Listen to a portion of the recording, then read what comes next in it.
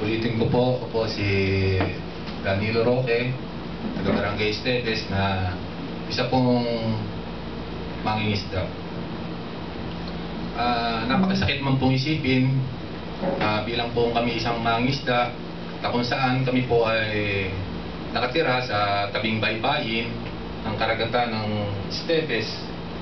Kami po rito ay payapa, sagana na namumuhay sapagkat ang loob pong ito ay napakaganda at napakayaman.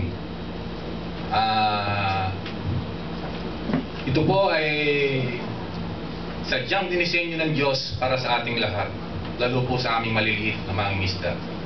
Subalit ito po ay nanganganib na mawala o masira dahil sa pagsulpot nga po ng Republic Act 94 bilang po isang barangay opisyal,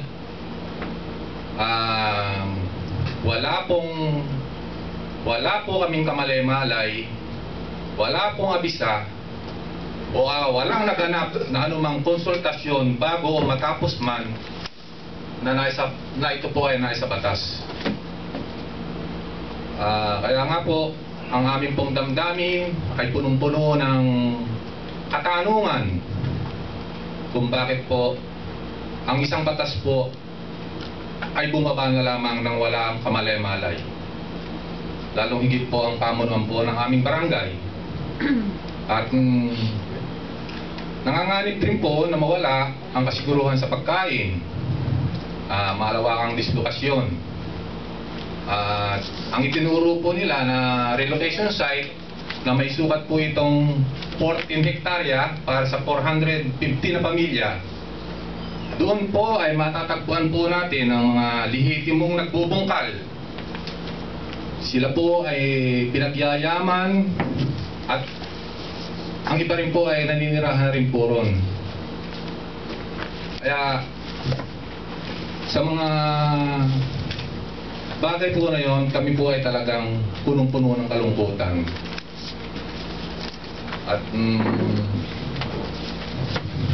sa pamamagitan nga po ng forum na ito at sa mga tao na naririto ngayon, kami po ay hinihiling na kami po ay samahan nyo na ang issue pong ito ay ating maisulong at maparating sa dapat paratingan at ating pong masagkaan upang ang napakagandang karagatan at napakalinis pong hangin at napakakahoy na bundok ng kasiguran at iba pang kayaman ito ay makamtan pa o matikman pa ng mga susunod na henerasyon. Siguro po hanggang dito na lang. Muli, magandang hapon at marami pong salamat sa inyo.